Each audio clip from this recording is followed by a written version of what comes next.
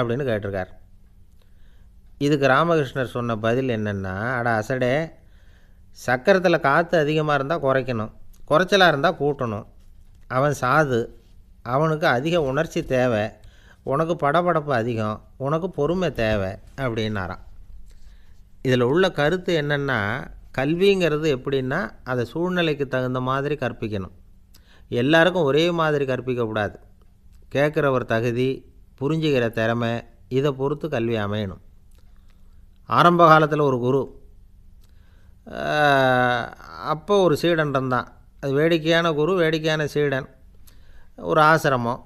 ஒரு நாள் ஒருத்தன் அவசரமாக அந்த குருவை தேடி வந்திருக்கிறான். என்ன விஷயம்னு விசாரித்தார் குரு. உங்கள் சீடர் என்னை அடிச்சுட்டார் அப்படின்னு புகார் பண்ணானான் அந்த ஆள். குரு சீடனை கூப்பிட்டார். அடிச்சியா இந்த ஆளை அப்படின்னு கேட்டாரான். ஆமான் இருக்கான் சீடன். ஏன் அடித்தே அப்படின்னு கேட்டாரான். இந்த ஆள் உங்களை பற்றி மட்டமாக பேசிவிட்டான், என்னால் அதை தாங்கிக்க முடியல, அதனால தான் அடிச்சுட்டேன்ருக்கான். அப்படி என்ன பேசினான் அப்படின்னு கேட்டாரான். உன்னுடைய குருநாதர் இப்போல்லாம் அர்த்தமில்லாமல் பேச ஆரம்பிச்சுட்டார் அப்படின்னு சொல்லிவிட்டான், அதனால தான் அடிச்சுட்டேன் அப்படின்னு நானான். அதுக்காக அடித்தே அப்படின்னாரான். நான் அதுக்காக அடிக்கலை குருவே, இப்போல்லாம் நீங்கள் அர்த்தமில்லாமல் பேசுகிறதாக அவன் சொல்கிறான், அப்படின்னா இதுவரைக்கும் நீங்கள் அர்த்தத்தோடு பேசினதாகத்தானே அர்த்தம், அது தப்பு தானே, அதனால தான் அடித்தேன் அப்படின்னு நானான். ஒரு பெரியவர் உட்கார்ந்துருக்கிறார். அவரை சுற்றி அவருடைய தோழர்கள் உட்காந்துருக்கிறாங்க. ஏதோ ஒரு முக்கியமான செய்தியை அவர் அவங்களுக்கு சொல்லிகிட்டு இருக்கிறார். அவங்களும் ஆர்வமாக கேட்டுக்கிட்டு இருக்கிறாங்க. இந்த சமயத்தில் யாரோ ஒரு ஆள் வேகமாக அங்கே வர்றார். வர்ற வேகத்திலேயே எனக்கு ஏதாவது உதவி செய்யுங்க அப்படின்னு கேட்டுக்கிட்டே வர்றார். கேட்குறது உதவி, ஆனால் குரல் மிரட்டுறது மாதிரி இருக்குது, அதட்டி கேட்குறது மாதிரி இருக்குது. இதை கேட்டதும் அந்த பெரியவர் ஆத்திரப்படலை, ஆனால் அவரை சுற்றி இருந்தவங்க ஆத்திரப்பட்டாங்க. இதை பெரியவர் கவனித்தார். கொஞ்சம் அமைதியாக இருங்கன்னார். வந்தவரை கூப்பிட்டார். அவருக்கு சில பொருள்களை கொடுத்தார். என்னங்க இப்போ உங்களுக்கு மகிழ்ச்சி தானே அப்படின்னார். ஆ அப்படின்னு அலட்சியமாக அவர் சொல்கிறார். நான் உங்களை நல்ல முறையில் நடத்தினேன்னா அப்படின்னு கேட்குறாரு அவர் மறுபடியும். அதெல்லாம் ஒன்றும் இல்லை அப்படின்னு சொல்லி அவர் சொல்லிகிட்டு இருக்கிறாரு. குரலில் கடுமை குறையில. சுற்றி இருந்தவங்களால் இதை பொறுத்துக்க முடியல. கோபத்தோடு அவரை நோக்கி நெருங்க ஆரம்பித்தாங்க. பெரியவர் அவங்களையெல்லாம் தடுத்து நிறுத்தினார். வந்தவரை வாங்க என்னோட அப்படின்னு சொல்லி அழைச்சிட்டு போனார். வீட்டுக்கு போனார். அங்கே போனதும் இன்னும் சில பொருள்களை எடுத்து அவர்கிட்ட கொடுத்தார். இப்போ திருப்தி தானே, நான் உங்ககிட்ட நல்ல முறையில் நடந்துக்கிட்டேனா அப்படின்னார். அவர் முகம் இப்போ தான் கொஞ்சம் மலர்ந்தது. ரொம்ப நன்றி, இறைவன் உங்கள் குடும்பத்துக்கு எல்லா நன்மைகளையும் செய்வான் அப்படின்னு சொன்னார். இதே வார்த்தைகளை என்னுடைய தோழர்கள்கிட்டே சொல்லிட்டீங்கன்னா அவங்க கோபம் தணிஞ்சிரும், வர முடியுமான்னார். கண்டிப்பாக வர்றேன் அப்படின்னாரு. மறுநாள் காலையில் அந்த இடத்துக்கு வந்தார். அதே மாதிரி சொல்லிவிட்டு அவர் போயிட்டார். தோழர்கள்லாம் ரொம்ப வியப்போடு பெரியவரை பார்த்தாங்க. அந்த பெரியவர் தான் நபிகள் நாயகம். அவர் சொன்னார், ஒருத்தன் ரொம்ப ஆசையாக ஒரு ஒட்டகத்தை வளர்த்துக்கிட்டு வந்தான். ஒரு நாள் அந்த ஒட்டகம் கயத்தை அறுத்துக்கிட்டு ஓடி போயிட்டுது. அக்கம் பக்கத்தில் இருக்கிறவங்கெல்லாம் அந்த ஒட்டகத்தை பிடிக்கிறதுக்கு முயற்சி பண்ணாங்க. அதை துரத்திக்கிட்டு ஓடினாங்க. ஒட்டகம் தாறுமாறாக ஓட ஆரம்பிச்சிது. இந்த சமயத்தில் ஒட்டகத்தை வளர்த்தவன் அங்கே ஓடி வந்தான். நீங்கள் அதை ஒன்றும் செய்ய வேணாம், விட்டுருங்க, அதோட சுபாவம் எனக்கு நல்லா தெரியும், அதை சுலபமாக என்னோடய வழிக்கு கொண்டுட்டு வந்துட முடியும், நான் பார்த்துக்கிறேன், விட்டுருங்கோ அப்படின்னா. எல்லோரும் விலகி போயிட்டாங்க. இவன் என்ன செஞ்சான் தெரியுமா? கொஞ்சம் புல்லை கையில் எடுத்துக்கிட்டு அந்த ஒட்டகத்தை நெருங்கினான். அவ்வளவுதான். அது ஓடி இவன் காலடியில் உட்காந்துக்கிட்டது. செல்லமாக அதை அப்படியே தடவி கொடுத்தான். முதுகில் ஏறி உட்காந்துக்கிட்டான். அது பாட்டுக்கு சாதுவாக நடந்து போகுது. இந்த கதையை நபிகள் நாயகம் தம்முடைய தோழர்களுக்கு சொல்கிறார். ஒட்டகத்தை மட்டும் இல்லை, சில மனிதர்களையும் கூட சில விதத்தில் அணுகி தான் அவர்களை சீர்திருத்த வேண்டியிருக்குது அப்படிங்கிறத அவங்களுக்கு உணர்த்தினார். இது ஒரு அழகான உளவியல் அணுகுமுறை. சில குடும்ப தலைவர்கள் கூட இந்த ஒட்டகம் மாதிரி நடந்துக்கிறது உண்டு, அப்புறம் அடங்கி போகிறதும் உண்டு. ஒரு குடும்ப தலைவர் காலையில் எழுந்திரிச்சதுலேருந்து சத்தம் போட்டு கத்திக்கிட்டு இருப்பார். பக்கத்தில் இருந்தவங்கெல்லாம் ஓடி போய் சமாதானம் பண்ணி பார்த்தாங்க. அவர் ஓயறது மாதிரி தெரியல. கடைசியில் அவர் மனைவி வந்தாங்க. நீங்கள் எல்லாம் விலகி போயிடுங்க, அவர் சுபாவம் எனக்கு தெரியும், நான் பார்த்துக்கிறேன் அப்படின்னாங்க. சரின்னு எல்லோரும் போயிட்டாங்க. சாயந்தரமாக பார்க்குறாங்க, அவர் சத்தம் இல்லாமல் ஒரு மூலையில் உட்காந்துருக்கிறார். ரொம்ப சாதுவாக. ஆச்சரியமாக இருந்தது. என்னம்மா பண்ணீங்கன்னு கேட்டாங்க. அது ஒன்றும் இல்லைங்க, ஒரு வேளை சாப்பாட்டை நிறுத்தினேன், பட்னி போட்டேன், அவ்வளவுதான் அப்படின்னாங்க அந்த அம்மா. ஒரு ராஜா ஊரெல்லாம் சுற்றி பார்த்துட்டு வரலாம்னு ஒரு நாள் புறப்பட்டு போனார். ஒரு இடத்துல தறி நெசவு வேலை ரொம்ப மும்முரமாக நடந்துக்கிட்டு இருந்தது. ஒரு பெரியவர் தறியால் நெசவு வேலை செஞ்சுக்கிட்டு இருந்தார். பக்கத்தில் ஒரு அழகான பொண்ணு உட்காந்து நூலை சுற்றிக்கிட்டு இருக்குது. ராஜா அந்த பெரியவரை பார்த்து யார் இந்த பொண்ணுன்னு விசாரித்தார். ராஜா அப்படி கேட்டதும் அவருக்கு ரொம்ப பெருமையாக போயிட்டுது.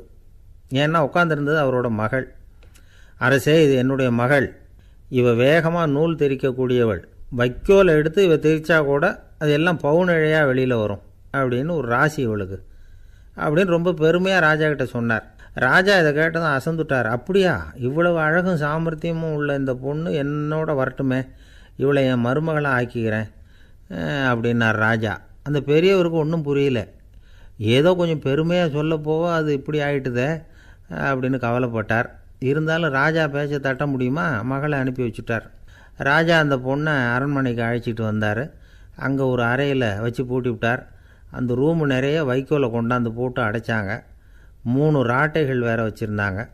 நாளைக்கு பொழுது விடியறதுக்குள்ளே நீ இந்த வைக்கோலையெல்லாம் தங்க இழைகளாக மாற்றி காட்டணும். நாளைக்கு காலம்புறம் வந்து நான் இந்த அறை கதவை திறப்பேன். உன் தகப்பன் சொன்னது மாதிரி எல்லாம் தங்கமாக மாறி இருக்கணும், இல்லைன்னா நீ உயிர் தப்ப முடியாது அப்படின்னு உத்தரவு போட்டார். பாவம் அந்த பொண்ணு என்ன பண்ணும், பகல் பூரா அழுதுகிட்டே உட்காந்துருக்குது. ராத்திரி பூராவும் தூக்கம் வரல. மறுநாள் அதிகாலை நேரத்தில் யாரோ கதவை தட்டுற சத்தம் கேட்டுது. பயந்துக்கிட்டே கதவை திறக்கிறா. திறந்து பார்த்தா வெளியில் 3 அவலட்சணமான பெண்கள். ஒருத்திக்கு வந்து கால் அகலமாக முறை மாதிரி இருக்குது, இன்னொருத்திக்கு கட்டை விரல் கரண்டி மாதிரி பெருசாக இருக்குது, 3ஆவது பொண்ணுக்கு உதடு தடித்து ரப்பர் மாதிரி தொங்கிக்கிட்டு இருக்கு. யார் நீங்கள், உங்களுக்கு என்ன வேணும் அப்படின்னு கேட்குது இந்த பொண்ணு. நாங்கள் உங்களுக்கு உதவி செய்கிறதுக்கு தான் வந்திருக்கிறோம் அப்படின்னு சொல்லி உள்ளே வந்தாங்க. உட்காந்தாங்க. கொஞ்ச நேரத்துக்குள்ளே உள்ளே இருந்த வைக்கோலையெல்லாம் தங்க இழைகளாக மாற்றி கொடுத்துட்டு போயிட்டாங்க. காலையில் ராஜா வந்தார், பார்த்தார். ஆகா பேஷுனார். இன்னும் கொஞ்சம் வைக்கோலை கொண்டாந்து அந்த ரூமில் போட சொன்னார். இந்த வைக்கோலையும் இன்றைக்கி தங்கமாக மாற்றிவிடு, நாளைக்கு மறுநாள் உனக்கும் இளவரசனுக்கும் கல்யாணம்னு சொல்லிவிட்டார். இன்றைக்கி ராத்திரி அந்த 3 பொண்ணுங்களும் வந்தாங்க. வைக்கோலை பொண்ணு இழைகளாக மாற்றினாங்க, புறப்பட்டாங்க. இந்த பொண்ணு அவங்க காலில் விழுந்து வணங்கினா. என் உசுரை காப்பாற்றினீங்க, உங்களுக்கு நான் என்ன கைமாறு செய்ய போகிறேன் அப்படின்னா. பயப்படாத, நீ விரும்பினா எங்களுக்கு ஒரு உதவி செய்யலாம். உன்னுடைய கல்யாணத்துக்கு நாங்கள் 3 பேரும் வரோம். நீ எங்களை வந்து வரவேற்று ராஜாக்கிட்டேயும் இளவரசர்கிட்டையும் நாங்கள் வந்து உன்னோட பெரியப்பா பொண்ணுங்கன்னு சொல்லி அறிமுகப்படுத்தி வை, நாங்கள் விருந்து சாப்பிட்டுட்டு போயிடுறோம் அப்படின்னாங்க. ரொம்பவும் சந்தோஷமாக சரின்னு ஒத்துக்கிட்டா. கல்யாண நாள் வந்தது. கல்யாணம் ரொம்ப கோலாகலமாக நடந்துக்கிட்டு இருக்கு. எல்லா தேசத்து ராஜா ராணிகளும் வந்துக்கிட்டு இருக்கிறாங்க. அந்த 3 அவலட்சணமான பொண்ணுங்களும் வந்து சேர்ந்தாங்க. யார் இவங்கன்னு கேட்டார் ராஜா. என் பெரியப்பா பொண்ணுங்க அப்படின்னா அந்த பொண்ணு. காலும் உதடும் கட்டை விரலும் ஏன் இப்படி உங்களுக்கு அவலட்சணமாக ஆயிட்டுது அப்படின்னு கேட்டார். அதுக்கு அந்த பொண்ணுங்க பதில் சொன்னாங்க. என்ன செய்கிறது, ஓயாமல் வைக்கோலை நூற்று ஒருத்தியோட கட்டை விரல் அப்படி கரண்டி மாதிரி ஆயிட்டுது, நாக்கில் தொட்டு தொட்டு திரிச்சதுனால ஒருத்தியோட உதடு அப்படி ஆயிட்டுது, காலால் கட்டையை அழுத்தி அழுத்தி தறி போட்டதுனால இன்னொருத்தையோட கால் அப்படி ஆயிட்டுது. உங்கள் மருமகளாக வந்திருக்கிற இந்த பொண்ணு அந்த 3ஐயுமே செய்ய தெரிஞ்சவ தான். என்ன ஆக போதோ இன்னும் கொஞ்ச நாளில் அப்படின்னாங்க. அவ்வளவுதான். ராஜா பயந்துட்டார். அம்மா, இன்னையிலேருந்து நீ இளவரசனின் மனைவி, நீ எப்பவும் அழகாக இருக்கணும், அதனால் நீ இனிமேல் வைக்கோலை திரிக்கவே கூடாது அப்படின்னு உத்தரவு போட்டார். அவளை இக்கட்டான சூழ்நிலையிலிருந்து காப்பாற்றின அந்த 3 பொண்ணுங்களும் சந்தோஷமாக திரும்பி போயிட்டாங்களாம். சுவாமி சின்மயானந்தர் இந்த கதையை சொல்லியிருக்கிறார். தன்னலம் மறந்து சுயலாபத்தை வந்து தியாகம் செய்கிறது வைக்கோல்லேருந்து தங்க இழையை நூக்கிறது மாதிரி அப்படிங்கிறார் அவர். அது இருக்கட்டும், இப்போ நம்ம கதைக்கு வருவோம். ஒரு ராஜா தன்னோட மகனுக்கு சுயவரம் நடத்தினார்.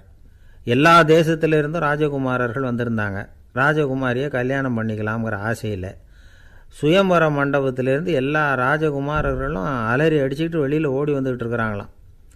ஏன் இப்படி எல்லாரும் மிரண்டு போய் ஓடி வர்றாங்கன்னு கேட்டார் ஒருத்தர். அதுக்கு இன்னொருத்தர் விவரம் சொன்னார். ராஜகுமாரியை இன்றைக்கி தான் அவங்க நேரில் பார்த்தாங்களாம், அதுதான் அப்படி ஓடி வந்துக்கிட்டு இருக்கிறாங்க அப்படின்னார். ஒரு தடவை நாரதர் ஒரு தெரு வழியாக போய்கிட்டு இருந்தார். வழியில் ஒருத்தர் வேத சாஸ்திரம்லாம் படிச்சுக்கிட்டு உட்காந்துருந்தார். அவர் நாரதரை பார்த்து எங்கே போயிட்டுருக்குறீங்கன்னு கேட்டார். கடவுளை பார்த்துட்டு வரலாம்னு போயிட்டுருக்கிறேன் அப்படின்னார் நாரதர். அப்படின்னா அவர்கிட்ட எனக்கு எப்போ முக்தி கிடைக்கும்னு கேட்டுட்டு வாங்களேன் அப்படின்னார் இவர். சரி கேட்டு வரேன் அப்படின்னு சொல்லிவிட்டு நாரதர் நடந்தார். கொஞ்சம் தூரத்தில் ஒரு மரத்தடியில் ஒரு தொழிலாளி செருப்பு தைச்சிக்கிட்டு உட்காந்துருந்தார். அந்த ஆளும் அதே மாதிரி கேட்டுக்கிட்டார். எனக்கு எப்போ முக்தி கிடைக்கும்னு கடவுள்கிட்ட கேட்டுக்கிட்டு வாங்களேன்னார். அவர்கிட்டையும் சரின்னு சொல்லிவிட்டு நாரதர் நேராக வைகுண்டத்துக்கு வந்து சேர்ந்தார். கடவுளை பார்த்தார். இவங்க 2 பேரும் சொல்லி அனுப்பின விஷயத்தை பற்றி கேட்டார். அதுக்கு கடவுள் சொன்னார், அந்த செருப்பு தைக்கிற தொழிலாளி உடல் நீத்ததும் உடனே என்னை வந்து அடைவான். ஆனால் அந்த சாஸ்திரம் படித்த ஆள் இப்போதைக்கு என்கிட்ட வந்து சேரமாட்டான். அவன் இன்னமும் பல பிறவிகள் எடுத்து அங்கேயே இருக்க வேண்டியிருக்குது. எப்போ இங்கே வந்து சேருவான்னு எனக்கே தெரியாது அப்படின்னார். நாரதருக்கு இதோட ரகசியம் என்னங்கிறது புரியல. எனக்கு ஒன்றும் புரியலையேன்னாரான் கடவுள்கிட்ட. சீக்கிரம் புரிஞ்சுக்குவேன். நீ திரும்பி போகிறப்போ நான் இங்கே வைகுண்டத்தில் என்ன செஞ்சுக்கிட்டு இருக்கேன்னு கேட்டால், ஒரு ஊசியின் துவாரத்தில் ஒரு யானையை கோத்துக்கிட்டு இருக்கிறேன்னு அவங்கக்கிட்ட சொல்லு அப்படின்னார் கடவுள் சிரிச்சுக்கிட்டே. நாரதர் பூமிக்கு திரும்பினார். கடவுளை பார்த்தீங்களா, எப்படி இருக்கார் அப்படின்னு விசாரித்தார். வேத சாஸ்திரம் படித்தவர். ஓ பகவானா, அவர் யானையை ஊசியின் காதில் நுழைச்சிக்கிட்டு இருக்கிறார் பார்த்தேன்னார் நாரதர். ஊசி காதில் யானையா? அது எப்படி முடியும்? நீங்கள் சொல்கிறத நான் நம்ப மாட்டேன்னு விட்டார் அவர். சரி, இந்த ஆளுக்கு இறைவன் பேரில் நம்பிக்கை இல்லை அப்படிங்கிறத நாரதர் புரிஞ்சுக்கிட்டார். அடுத்தபடியாக அந்த தொழிலாளி இருந்த இடத்துக்கு போனார். இறைவனை பார்த்தீங்களான்னு கேட்டார் அவர். பார்த்தேன், ஒரு ஊசி துவாரத்தில் யானையை கோத்துக்கிட்டு இருந்தார் அப்படின்னு சொல்லிவிட்டு நாரதர் அந்த ஆள் முகத்தை கவனித்தார். அந்த தொழிலாளி இதை கேட்டுட்டு கொஞ்சம் கூட ஆச்சரியப்படலை. அவரால் முடியாத காரியம் கூட உண்டானார். என்ன இப்படி சொல்கிற? ஊசியின் துவாரத்தில் யானையை கோக்க முடியும்னு நீ நம்புறியா அப்படின்னு கேட்டார் நாரதர். நிச்சயமாக நம்புகிறேன்னார் அவர். அது எப்படி அப்படின்னு கேட்டார் இவர். இதோ பாருங்கள், நான் இந்த ஆலமரத்தடியில் தான் தினமும் உட்காந்துருக்கிறேன். தினமும் இந்த மரத்திலிருந்து எவ்வளவோ பழம் கீழே விழுது. இந்த பழத்தில் இருக்கிற ஒவ்வொரு விதையிலேயும் உள்ள ஒரு ஆலமரம் இருக்குது. ஒரு சின்ன விதைக்குள்ளே ஒரு பெரிய ஆலமரம் இருக்க முடியுங்கிறப்போ ஊசி துவாரத்தில் கடவுள் யானையை நுழைய வச்சாருங்கிறத ஒத்துக்கிறதுல என்ன கஷ்டம் இருக்குது அப்படின்னு ரொம்ப சர்வசாதாரணமாக பதில் சொன்னாராம் அந்த தொழிலாளி. நாரதர் யோசனை பண்ணார். இந்த தொழிலாளி வேத சாஸ்திரங்களையெல்லாம் படிக்கலைன்னா கூட அறிவுபூர்வமாக சிந்தித்து இறைவனை நம்புகிறான். அதனால தான் கடவுள் இந்த ஆளுக்கு சீக்கிரம் முக்தி கிடைக்கும்னு சொன்னார் அப்படிங்கிறத புரிஞ்சுக்கிட்டாராம். இந்த கதையில் வர்ற கடவுள், நாரதர், வைகுண்டம் இதெல்லாம் ஒரு பக்கம் இருக்கட்டும், ஒரு சின்ன விதைக்குள்ளே ஒரு பெரிய ஆலமரம் தூங்கிக்கிட்டு இருக்கு அப்படிங்கிற உண்மை, அந்தரத்தில் 1000 கிரகங்கள் சுற்றிக்கிட்டு இருக்குங்கிற உண்மை, இதெல்லாம் நாம் பார்த்துக்கிட்டு தானே இருக்கிறோம். இந்த உண்மைகள் அதிசயமாக நமக்கு தெரியறதுனால அதை நம்பாமல் இருந்துட முடியாது. இயற்கையை பரிபூர்ணமாக நம்புங்கள், அந்த நம்பிக்கையே நம்ம வாழ்க்கைக்கு ஆதாரம் அப்படிங்கிறத விளக்கிறதுக்காக தான் இந்த கதை. இந்த காலத்தில் நம்ம பிள்ளைங்களுக்கெல்லாம் இது மாதிரி நம்பிக்கை அதிகமாகவே இருக்குது. ஒரு நாள் ஒரு சின்ன பையன்கிட்ட கேட்டேன், ஏன்பா கடவுள் ஒரு பானைக்குள்ளே ஒரு யானையை நுழைய வச்சுட்டாருன்னு சொன்னால் அதை நீ நம்புவியா அப்படின்னு கேட்டோம். நம்புவேன் சார், அது ஒன்றும் பெரிய அதிசயம் இல்லைன்னா. எப்படிறான்னு கேட்டோம். எப்படின்னா அந்த பானை அந்த யானையை விட பெருசாக இருந்திருக்கும், அவ்வளவுதான் அப்படின்னு சொல்கிறான். ஒரு ஊரில் ஒரு ராஜா இருந்தார். அவர் அடிக்கடி காட்டுக்கு வேட்டையாட போவார். சில நண்பர்களையும் கூட அழைச்சிக்கிட்டு போவார். காட்டுக்கு போனதும் ஆளுக்கு ஒரு பக்கமாக போய் வேட்டையாடுவாங்க. சாயந்தரமாக திரும்பி வருவாங்க. மறுநாள் அரண்மனையில் உட்காந்து ஒவ்வொருத்தரும் அவங்க அனுபவங்களையெல்லாம் சொல்லிக்குவாங்க. அவங்க வீரத்துக்கு தகுந்த மாதிரி பரிசை அந்த ராஜா கொடுப்பார். இது மாதிரி ஒரு தடவை எல்லோரும் வேட்டைக்கு போயிட்டு திரும்பி வந்ததும் உட்காந்து பேச ஆரம்பிச்சிருக்கிறாங்க. ஒருத்தன் சொன்னான், தன்னுடைய வீர தீர செயலை பற்றி அளக்க ஆரம்பிச்சிட்டான். ஏன்னா அதுக்கு பரிசு கிடைக்க போகுதில்ல, அதனால். அவன் என்ன சொன்னான் தெரியுமா? அரசே, நேற்றுக்கு காட்டில் என்னாச்சு தெரியுமா? எனக்கு நேராக ஒரு சிங்கம் வாயை திறந்துக்கிட்டு வந்துட்டுது. நான் பயப்படவே இல்லை. உடனே ஒரு கல்லை எடுத்து குறி பார்த்து வீசினேன். சிங்கத்து வாய்க்குள்ளே போய் அந்த கல் மாட்டிக்கிட்டுது. அவ்வளவுதான். அந்த சிங்கம் என்னை பார்த்துட்டு பயந்துட்டு ஒரே ஓட்டமாக திரும்பி ஓடி போயிட்டுது அப்படின்னா. ஆஹா பலே அப்படின்னு எல்லோரும் கை தட்டினாங்க. 2வது ஆள் ஒருத்தன் எழுந்திரிச்சான். அவன் சொல்ல ஆரம்பித்தான், அரசே, நான் போன வழியில் 2 பெரிய மலைப்பாம்பு கிடந்தது. என்னை முழுங்கிறதுக்கு வந்தது. நான் என்ன பண்ணேன் தெரியுமா? அந்த 2 பாம்போட வாலையும் ஒன்றா சேர்த்து முடிச்சு போட்டுட்டேன். அவ்வளவுதான். அது அங்கே இழுக்க இது இங்கே இழுக்க முடிச்சு நல்லா இறுகி போட்டுது அப்படின்றான். ஆஹா அற்புதம்னு சொல்லி எல்லோரும் கை தட்டினாங்களாம். அடுத்தபடியாக 3வது ஆள் ஒருத்தன் வந்தான். அவன் சொல்ல ஆரம்பித்தான், மன்னா, நான் போன பாதையில் குறுக்க ஒரு ஆறு, அதில் இறங்கி குளித்தேன். யாரோ காலை பிடிச்சி இழுக்கிறது மாதிரி இருந்தது. திரும்பி பார்த்தா ஒரு பெரிய முதலை. நான் உடனே அப்படியே ஒரு துள்ளல் துள்ளி அது முதுகில் போய் உக்காந்துக்கிட்டேன். அதை அப்படியே கரைக்கு நீந்த வச்சேன். கரைக்கு வந்து சேர்ந்ததும் அப்படியே ஒரே துள்ளி குதித்து கரைக்கு வந்துட்டேன் அப்படின்றான். அவன் தன்னுடைய வீரத்தை அப்படி சொல்லியிருக்கான். அடடா எப்பேற்பட்ட வீரம் அப்படின்னு எல்லாரும் கை தட்டினாங்களாம். 4வது ஆள் எழுந்திரிச்சான். மன்னா, நான் போன இடத்துல ஒரு கரடி வந்து என்னை துரத்த ஆரம்பிச்சுட்டுது. நான் ஒரு மலை உச்சிக்கு வந்துட்டேன். அதுக்கப்புறம் ஒரு அடி எடுத்து வச்சாலும் அதில் பாதாளத்தில் விழ வேண்டியது தான். அந்த நேரம் பார்த்து ஒரு பெரிய ராட்சச கழுகு அந்த பக்கமாக பறந்து வந்தது. நான் உடனே அப்படியே உயர எழும்பி அந்த கழுகோட காலை பிடிச்சிக்கிட்டேன். அப்படியே தொங்கிக்கிட்டே வந்தேன். ஒரு நல்ல இடம் வந்ததும் தொப்புன்னு கீழே குதித்து நடந்து வந்துட்டேன்னா. இதுக்கும் எல்லோரும் கை தட்டுறாங்க. கடைசியாக ஒரு ஆள் எழுந்திரிச்சான். அரசே, நான் வந்து போன வழியில் ஒரு பெரிய யானை குறுக்க வந்தது. பயங்கரமாக சத்தம் போட்டுக்கிட்டே வந்தது. நான் பயந்து ஓடலை. உடனே என்ன பண்ணேன் தெரியுமா? அந்த யானையோட வாலை பிடிச்சி தூக்கினேன். தலைக்கு மேலே தூக்கி கரன்னு சுற்றினேன். வேகமாக சுற்றி வீசி எறிஞ்சேன். அவ்வளவுதான். அதே ஸ்பீடில் அந்த யானை மேலே போக ஆரம்பிச்சுட்டுது. இன்னும் கூட அது போய்கிட்டே தான் இருக்குது, கீழே விழவே இல்லைன்னா. இதை கேட்டதும் ராஜாவுக்கு கோபம் வந்துட்டுது. என்ன முட்டாள்னு நினச்சிக்கிட்டு பேசுகிறியா? யானையை வந்து நீ வாலை பிடிச்சி தூக்குன, அதை நான் நம்பணுமா அப்படின்னார். உடனே இவன் பணிவாக பதில் சொன்னான். அரசே, ஒரு சிங்கத்து வாயில் கல் மாட்டிக்கிட்டதை நம்புறீங்க, மலைப்பாம்பு வாலை பிடிச்சி முடிச்சு போட்டதை நம்புறீங்க, முதல்ல முதுகில் சவாரி பண்ணதையும் நம்புறீங்க, கழுகு காலை பிடிச்சிக்கிட்டு பறக்கிறதையும் நம்புறீங்க. அப்படி நம்புகிறப்போ நான் சொன்னதை மட்டும் நம்பக்கூடாதா அப்படின்னு கேட்டானான். பொய் சொன்னவங்கெல்லாம் தலையை தொங்க போட்டுக்கிட்டாங்களாம். ராஜா அவங்கள பார்த்து சொன்னாராம், நீங்கள் எல்லாரும் என்னை முட்டாளாக்கியிருக்கிறீங்க. கடைசியாக பேசின இவன் தான் எனக்கு உண்மை எது பொய் எதுங்கிறத புரிய வச்சிருக்கிறான். இவன் தான் உண்மையான தைரியசாலி அப்படின்னு சொல்லி அவனுக்கே பரிசெல்லாம் கொடுத்து பாராட்டினாராம். இப்படி ஒரு கதை. உண்மையை நிலைநாட்டுகிறவன் தான் உண்மையான வீரன் அப்படிங்கிறத இதிலிருந்து நாம் புரிஞ்சுக்கணும். இந்த காலத்துல எல்லாம் பொய் சொன்னால் தான் பழைக்க முடியுங்கிறது ஒரு சில பேரோட நம்பிக்கை. ஒரு அப்பாவுக்கு தன் மகனுக்கு பொய் சொல்ல தெரியலையேங்கிற கவலை. பொய் சொன்னால் தான் இந்த உலகத்தில் பிழைக்கலாம், ஆனால் இவனுக்கு அது தெரியலையே, அதனால் இவனை அழைச்சிட்டு போய் நடுக்கடலில் விட்டுட்டு வந்துடுவோம் அப்படின்னு அழைச்சிட்டு புறப்பட்டான். கடற்கரைக்கு போனான். மகனுக்கு சந்தேகம். எங்கேப்பா என்னை அழைச்சிட்டு போகிறேன்னு கேட்டிருக்கான். கடலில் மீன் பிடிக்க கற்றுக் கொடுக்க போகிறேன் உனக்கு அப்படின்னானா. நான் ஏற்கனவே மீன் பிடிச்சிட்டேனேன்னானா இவன் மகன். எங்கே அதுன்னு கேட்டிருக்கான் அப்பங்காரன். சுட்டு சாப்பிட்டுட்டேன்ருக்கான் புள்ள. அப்பங்காரன் பார்த்தான். சரி, நம்ம புள்ள பொழைச்சிக்கோ அப்படின்னு சொல்லி திருப்பி அழைச்சிட்டு வந்துட்டானா. ஒரு ஆள் அசையாமல் கிடக்கிறார்.